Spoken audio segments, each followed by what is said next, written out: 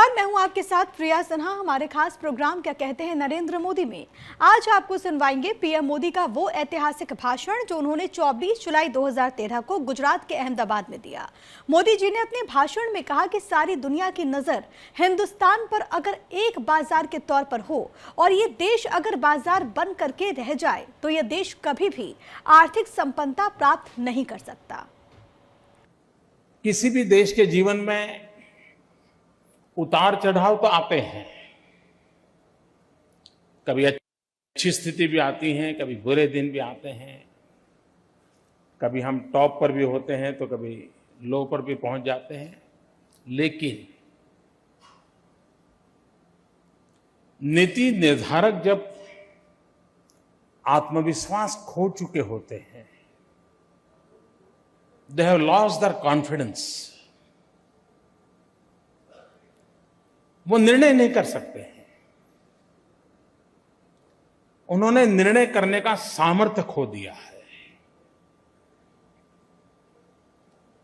कभी कभी देश में चर्चा होती है कि चुनाव बहुत जल्दी आ जाएंगे, समय पर चुनाव नहीं होंगे। तो मुझसे कुछ लोगों ने बात की थी, मैंने कहा देखिए भाई, चुनाव जल्दी भी अगर आने हैं तो सरकार को निर्णय करना पड़ता है।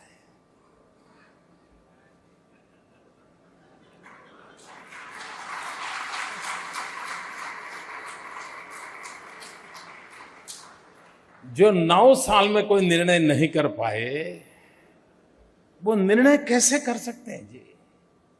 तो आप मान के चलिए कि मजबूरन स्थितियां जहां जाएगी जाएगी, कोई ले जाने वाला नहीं है, कोई दिशा तय करने वाला नहीं है, कोई निर्णय करने वाला नहीं है। और 125 करोड़ का देश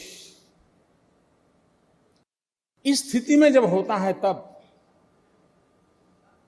हर प्रकार के संकट अपने आप बढ़ते चले जाते हैं। अब आज देखिए आप, रुपये की कीमत जिस तेजी से गिर रही है, और कभी कभी तो लगता है कि दिल्ली सरकार और रुपये के बीच में कंपटीशन चल रहा है।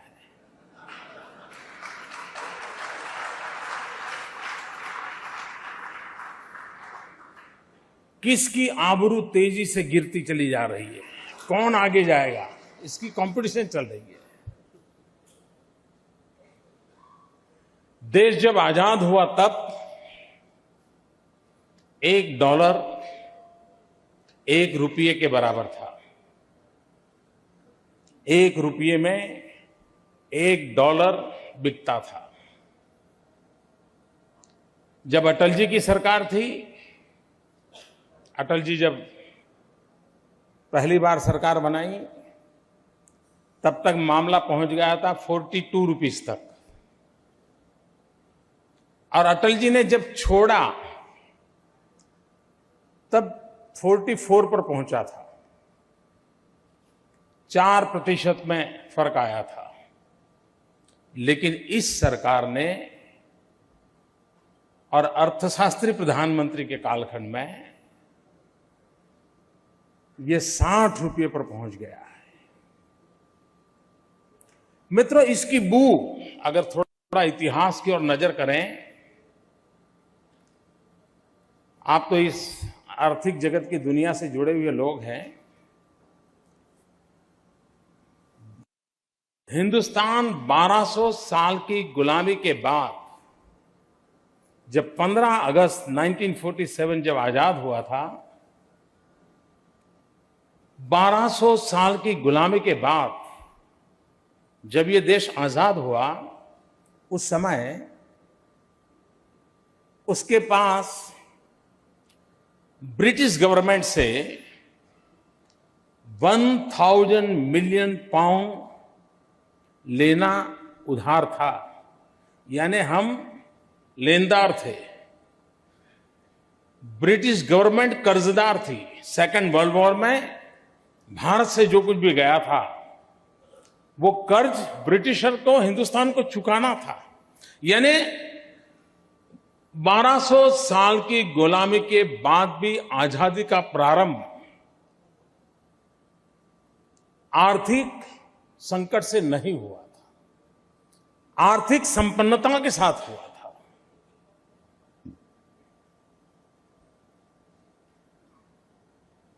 इतना ही नहीं, विदेशों से कर्ज लेने का प्रारंभ पंडित नेहरू ने किया। आजादी के कुछ ही समय में फर्स्ट 5 ईयर प्लान आया, विदेशों से कर्ज लेना शुरू किया। और तब वर्ल्ड बैंक का स्वतंत्र रूप नहीं था, अमेरिकन गवर्नमेंट की इच्छा से चलती थी। और उस समय पंडित नेहरू के जमाने में पहली बार कर्ज लिया गया। आज जरूरत है उस बात को समझने की कि जब वो पहली बार कर्ज लिया गया, उसमें दो शर्त थी। आज हम डॉलर हमारा 60 रुपये पर क्यों बिकता है, उसका जवाब वहां मिलता है। 2 शर्त थी।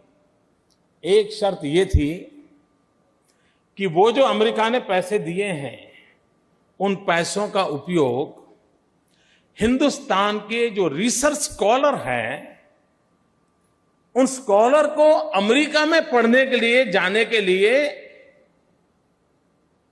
स्कॉलरशिप के रूप में वो रुपये खर्च होंगे। अब देखिए कितना बुद्धिमानी का काम अमेरिका ने किया। अमेरिका जो चुने वो स्कॉलर पढ़ेंगे कहां? अमेरिका में। पैसे कौन से? तो अमेरिका ने जो कर्ज में दिए हैं वो पैसे। मतलब हिंदुस्तान, आजाद हिंदुस्तान की पहली स्कॉलर पीढ़ी जो तैयार हो, वो अमेरिका की छाया वाली तैयार हो, ताकि वो गीत अमेरिका के गाएं। इस प्रकार का पहला प्रयास हुआ। और दूसरा निर्णय किया था कि ये रुपये तब देंगे कि जब आप रुपये की कीमत कम करोगे। और उस लोन लेने के कारण पंडित नेहरू के समय में पहली बार रुपये की ताकत कम हुई और वो सिलसिला चलता रहा। मित्रों, कोई भी देश गलत नीतियों के कारण जाकर के कहां गिरता है, उसका हम अंदाज कर सकते हैं। मित्रों, मैं आज भी मानता हूं, भारत जैसा देश, सारे दुनिया की नजर हिंदुस्तान पे अगर एक बाजार के तौर पर हो, तो ये देश अगर बाजार बनकर के रह जाए तो ये देश कभी भी आर्थिक संपन्नता प्राप्त नहीं कर सकता है। पूरा विश्व अपना माल हिंदुस्तान के अंदर जितनी बड़ी मात्रा में डंप कर सकता है, करना चाहता है। इतना बड़ा कंज्यूमर मार्केट अवेलेबल है उनको। अगर ये सिलसिला चलता रहा और देश का इंपोर्ट बढ़ता ही गया, तो पता नहीं देर की आर्थिक स्थिति कहां जाकर के रुकेगी। मित्रों, आज जिस तेजी से इंपोर्ट बढ़ रहा और एक्सपोर्ट में हम पहले से भी नीचे आ गए, यानी स्टेबल भी नहीं रहे, हम उससे भी नीचे आ गए। और उसके कारण करंट अकाउंट डेफिसिट हमारी बढ़ती गई है, जिसने पूरी आर्थिक स्थिति पर एक नया बोझ डाल दिया है। एफडीआई और एफआईआई दोनों के तराजू पर हम संतुलन नहीं कर पा रहे हैं। और उसका मूल कारण हमारी नीतियां हैं। लोग कहते हैं एफडीआई नहीं आ रहा है, फॉरेन डायरेक्ट इन्वेस्टमेंट नहीं आ रहा है। क्यों नहीं आ रहा है? कोई भी व्यक्ति हिंदुस्तान के अंदर धन तब लगाता है जब उसको अपने पूंजी की सिक्योरिटी महसूस हो, उसको लगे हाँ मैं इतना लगाता हूं, मुझे प्रॉफिट मिलेगा, मुझे गुड गवर्नेंस की अनुभूति हुई, मुझे एफिशिएंट गवर्नेंस मिलेगा, सिंगल विंडो मुझे क्लियरेंस मिलेगा, तो वो हिम्मत करेगा। लेकिन अगर पॉलिसी पैरालिसिस है, पॉलिसी पैरालिसिस है तो दुनिया में कितनी उसकी आवश्यकता होगी, लेकिन वो हिंदुस्तान की तरफ मुंह नहीं देखेगा। और अगर हमारे यहां फॉरेन डायरेक्ट इन्वेस्टमेंट नहीं आता है, अगर हम मैन्युफैक्चरिंग सेक्टर में दुर्बल होते चले जा रहे हैं, और तब हम जाकर के या तो इंपोर्ट करते हैं, एक्सपोर्ट करने के दरवाजे बंद हो जाते हैं, आर्थिक स्थिति और लुढ़कती चली जा रही है। अगर ये स्थिति बनती है तो आप कल्पना कर सकते हैं कि हम कहां जाकर के खड़े रहेंगे। और इसलिए स्टॉक मार्केट के में भी एक जो रिटेल का क्षेत्र है, दूसरा इंस्टीट्यूशनल इन्वेस्टमेंट है, और तीसरा एफआईआई का है, ये तीनों का इक्वल बैलेंस होना चाहिए। आज मित्रों, अगर एफआईआई का शेयर बढ़ गया और दुनिया का कोई देश जस्ट बिकॉज अपना इंटरेस्ट रेट बढ़ा दें और अचानक एफआईआई में एकदम से बहुत बड़ी अमाउंट चली जाए, तो पूरा स्टॉक मार्केट नीचे गिर जाएगा, और उसके कारण सामान्य मानवी को कोई भरोसा नहीं रहेगा। मित्रों, आज चिदंबरम जी कहते हैं कि भाई लोग सोना न खरीदें, लेकिन लोग सोना खरीदने के लिए मजबूर क्यों हुए? मुझे मालूम, हमारे यहां गुजरात में स्टॉक मार्केट में इन्वेस्ट करना यानी एक प्यून होगा तो भी वो सुबह शाम देखता है स्टॉक मार्केट का क्या हाल है। हमारे यहाँ एक अखबार तो सिर्फ ये स्टॉक मार्केट के रेट के ऊपर ही चलता है, पूरा अखबार उसे, और लोग उसी को खरीदते हैं क्योंकि उनको उसी में इंटरेस्ट होता है। लेकिन आज उसका इंटरेस्ट नहीं रहा, क्योंकि उसको भरोसा नहीं है कि उसको जो कुछ भी इन्वेस्ट कर रहा है कुछ मिलेगा कि नहीं मिलेगा। तो फिर उसके बाद दो रास्ते बच जाते हैं, रियल एस्टेट में डालो या तो गोल्ड में डालो। रियल एस्टेट में डालने के लिए मिडिल क्लास, लोअर मिडिल के पास उतनी अमाउंट नहीं होती है, ताकि वो उसमें डाल नहीं पाता है। तो क्या करेगा? चलिए भाई 10 ग्राम, 20 ग्राम, 50 ग्राम, 100 ग्राम गोल्ड ले लो, पैसा बढ़ जाएगा। अकेले 2012 के वर्ष में 1 लाख करोड़ रुपयों का गोल्ड इस देश में इंपोर्ट हुआ, एक साल में।